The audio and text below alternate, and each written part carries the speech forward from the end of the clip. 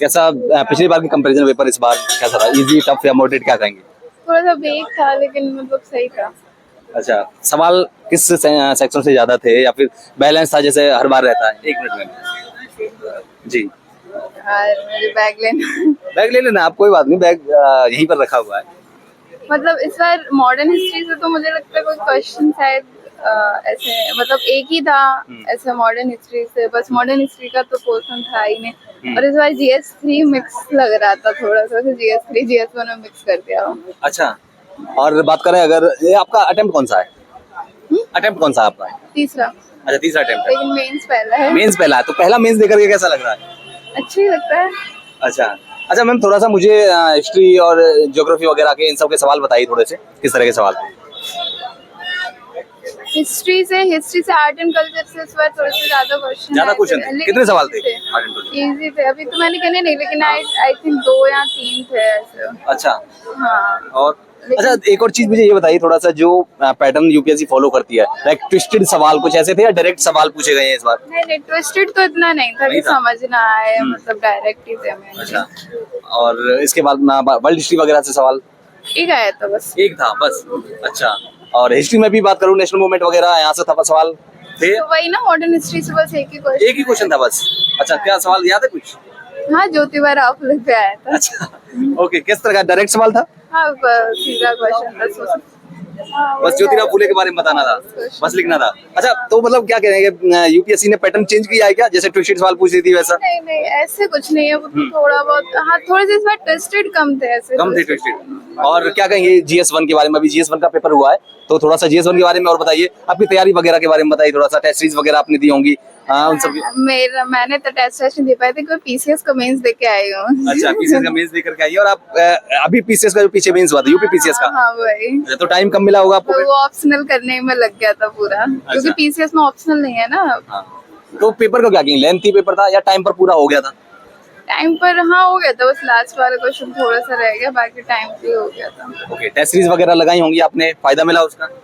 हाँ, फायदा तो मिलता ही है टेस्ट सीरीज का। अच्छा, okay ma'am, thank you ma'am. आप लोग भी टेस्ट सीरीज वगैरह परचेज करना चाहते हैं तो लिंक नीचे डिस्क्रिप्शन बॉक्स में है, आप लोग परचेज कर लीजिएगा। टेस्ट सीरीज के अलावा आप लोग यूपीएससी का कोई स्टडी मटेरियल, ऑप्शनल से रिलेटेड कुछ भी आप परचेज कर सकते हैं, तो वो सब भी आप परचेज कर सकते हैं, और नीचे लिंक में नीचे डाल दूंगा डिस्क्रिप्शन बॉक्स में, वो सब आप परचेज कर सकते हैं। मेंस चौथा मेंस, मतलब मेंस आप चौथी बार लिख रहे हैं, तो अच्छा खासा एक्सपीरियंस है आपको, मुझे लग रहा है। तो पिछले बार के कंपैरिजन इस बार पेपर कैसा लगा, थोड़ा सा बताइए, डिटेल में बताइएगा थोड़ा सा। पिछली बार की अपेक्षा इस बार पेपर थोड़ा टफ लग रहा है, क्योंकि एक तो उन्होंने मिक्सिंग की है, जैसे GS सेकंड के क्वेश्चन जो आते हैं वो GS फर्स्ट में डाल दिए। GS सेकंड के क्वेश्चन GS फर्स्ट में, ऐसा क्यों किया? सिलेबस तो ये तो आउट ऑफ सिलेबस कह सकते हैं इसको, आउट ऑफ सिलेबस टाइप से उन्होंने दिया है, पता नहीं क्यों दिया, वो वही जाने। क्योंकि GS1 का सिलेबस जो है उसी से आना चाहिए था पेपर। सिविल सर्विसेज से संबंधित कोई भी टॉपिक वो GS सेकंड में आता है, GS2 में आता है, लेकिन GS फर्स्ट में डाल गवर्नेंस वगैरह था। और ऐसे ही GS थर्ड का एक प्लानिंग से संबंधित क्वेश्चन GS फर्स्ट में डाल दिया है। अच्छा, तो उन्होंने थोड़ा मतलब ऊटपटांग टाइप से कुछ क्वेश्चन पूछे हैं, बाकी ओवरऑल तो ठीक है पेपर, मतलब जैसा वो बना। क्या कह सकते हैं, यूपीएससी की लॉयल्टी खोती जा रही है नहीं, या पैटर्न चेंज कर रही है? ये मतलब कुछ भी पूछेंगे अब, GS 1 2 3 4 कहीं भी कैसे पूछ, उन्होंने तो 4 पेपर बनाए हैं, वो किसी में भी कुछ भी पूछ सकते हैं, उनका तो बच्चों ने तैयारी तो आज के लिए तो आज की जैसी ही करी होगी ना।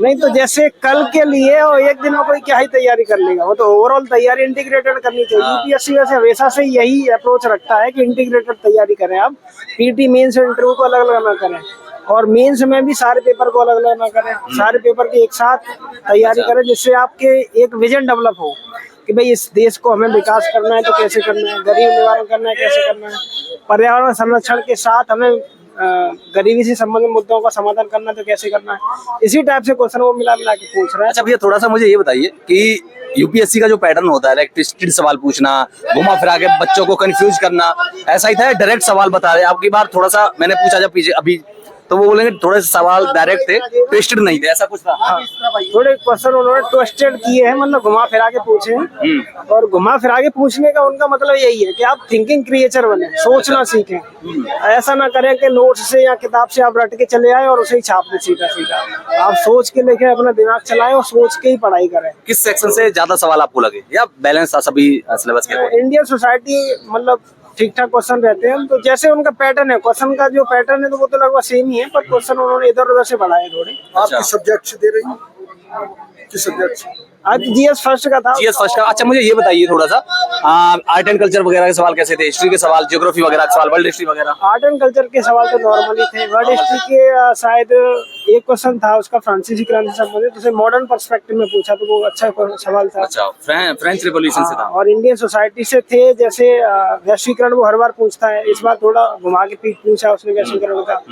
ऐसे ही जैसे ये फास्ट फूड कल्चर बढ़ रही है, इसका क्वेश्चन था तो वो थोड़े सोसाइटी से रिलेटेड, हमारी सोसाइटी में जो बढ़ता जा रहा है ये कल्चर, मिक्सिंग टाइप से पूछ रहा है, जो वर्तमान संदर्भ में जो चीजें हो रही हैं उनसे रिलेटेड पूछ रहा है। अच्छा तैयारी के बारे में थोड़ा सा बताइए मुझे, तैयारी आपने किस तरह से की थी, अगर GS1 की भी करें या होलिस्टिक तैयारी, या फिर मुझे किस चीज का ज्यादा फायदा मिला आपको? अभी जब मेंस का पेपर लिख करके आ रहे हैं वहां आपको लग रहा होगा नहीं यार उसने मुझे बहुत फायदा मिला, जो आज यहाँ का आउटपुट मुझे निकल रहा है? नहीं, मैं तो इंटीग्रेटेड ही तैयारी करता हूँ। जैसे मैंने जीएस फर्स्ट को 3 सेक्शन में बांट रखा है। उसमें 3 सेक्शन ही है, इंडियन हिस्ट्री, इंडियन सोसाइटी और ज्योग्राफी। तो इंडियन सोसाइटी के जैसे 10-11 टॉपिक हैं, तो वो सारे मैंने टॉपिक वाइज ही पढ़े हैं। जैसे भारतीय समाज की विशेषताएं, तो उसमें जितनी डिटेल चीजें हो सकती है सारी सिलेबस को तोड़ लिया था, सिलेबस को तोड़ के पढ़ा है। ऐसे इंडियन हिस्ट्री का है तो इंडियन हिस्ट्री को मैंने फिर 4 सब सेक्शन में बांट लिया है। Art and culture, modern history, post independence और वर्ल्ड हिस्ट्री। वर्ल्ड हिस्ट्री से इस बार एक क्वेश्चन, सॉरी उससे पोस्ट इंडिपेंडेंस से इस बार एक क्वेश्चन था, नॉर्मली नहीं रहता था, और वो क्वेश्चन ऐसा लग रहा था कि मेरे नोट्स में से सीधा था। अच्छा, तो काफी अच्छा लगा वो क्वेश्चन देख के। और क्या कहेंगे, टेस्ट सीरीज वगैरह का फायदा मिला? टेस्ट सीरीज का फायदा मिलता है, उससे राइटिंग प्रैक्टिस हो जाती है, और वो लिखने की प्रैक्टिस बहुत जरूरी है, वरना कोई भी तय समय में आंसर पूरा करना मुश्किल होता है। आपने जो टेस्ट सीरीज लिखी थी, मतलब आपने सेक्शनल टेस्ट सीरीज दी थी या फिर फुल लेंथ टेस्ट सीरीज दी थी, या फिर किस तरह से, या फिर जीएस दोनों तरह की? सेक्शनल और फुल लेंथ दोनों। फायदा किससे ज्यादा मिला? नहीं, ज्यादा कम का तो कुछ नहीं, उसका फायदा ये रहता है कि आपकी राइटिंग प्रैक्टिस हो जाती है, स्पीड बढ़ जाती है, उसका फायदा मिलता है। कितने पेपर लिखे होंगे लगभग टेस्ट सीरीज के? मैंने तो इस बार तो कम ही लिखे, दरअसल यूपीपीसीएस का मेंस था तो मुझे टाइम कम मिला। अच्छा, जून में उसका खत्म हुआ और 1.5 महीना ही मिला मुझे। तो मुझे रिवाइज भी करना था, ऑप्शन भी करना था, क्योंकि वो भी मेंस सिलेबस सेम है यूपीपीसीएस का भी, तो आप कितने ऑलमोस्ट सेम ही है लगभग। क्वेश्चन पैटर्न का पैटर्न चेंज, हाँ, उसमें सीधे सीधे क्वेश्चन आते हैं, घुमा के नहीं पूछता तो सोचना नहीं। अच्छा, तो मुझे ये बताइए कितने सवाल डेली में लिखते थे आप? डेली बेसिस पे नहीं लिखा, मैंने लिखा कि मैं पहले जो चीजें रिवाइज कर लूं, उसके बाद उस चीज को लिखूं, क्योंकि जब तक दिमाग में कुछ नहीं होगा मैं हाथ से क्या लिखूंगा। और सवालों की यहाँ पर जब आंसर लिखते हैं, क्या फॉर्मेट आप यूज करते हैं, या स्ट्रक्चर वगैरह, क्या किस तरह से आप सवाल का आंसर लिखते हैं? जैसे सवाल में कई सारे सवाल वो एक साथ मिला के पूछते हैं, सवाल के सब सेक्शन होते हैं, तो उसे उसी हिसाब से सब सेक्शन में बांट लेते हैं, तोड़ लेते हैं। जैसे पोस्ट मॉडर्न का सवाल था तो उन्होंने पोस्ट मॉडर्न के संदर्भ में पूछा कि भारत ने जो चैलेंजेस फेस किए वो क्या क्या थे, मतलब भारत ने अपने आप को सुदृढ़ीकरण कैसे किया। तो उसमें उन्होंने राजनीति का क्षेत्र दिया था, आर्थिक क्षेत्र दिया था, अंतर्राष्ट्रीय क्षेत्र दिया था, अंतर्राष्ट्रीय संबंध में। तो उसी आधार पर मैंने उसे बांट लिया। जैसे राजनीति में क्या क्या हुआ, रियासतों का एकीकरण और राज्यों का पुनर्गठन, भाषाई मुद्दे थे जो, और जनजातियों का एकीकरण, इस टाइप की चीजें थी। फिर आर्थिक में कृषि का विकास, उद्योगों का विकास, गरीबी निवारण से संबंधित चीजें क्या थी, अंतर्राष्ट्रीय संबंधों में वैश्विक महाशक्तियों से संबंध, यूएनओ से संबंध, और ये भारत चीन युद्ध हुआ तो उससे क्या इम्पैक्ट हुए, तो उस टाइप की चीजें थी। तो ओवरऑल मतलब उसे सब सेक्शन में बांट के फिर तो पेपर जैसा आप एक्सपेक्ट कर रहे थे वैसा ही था, उसी लाइन पर था?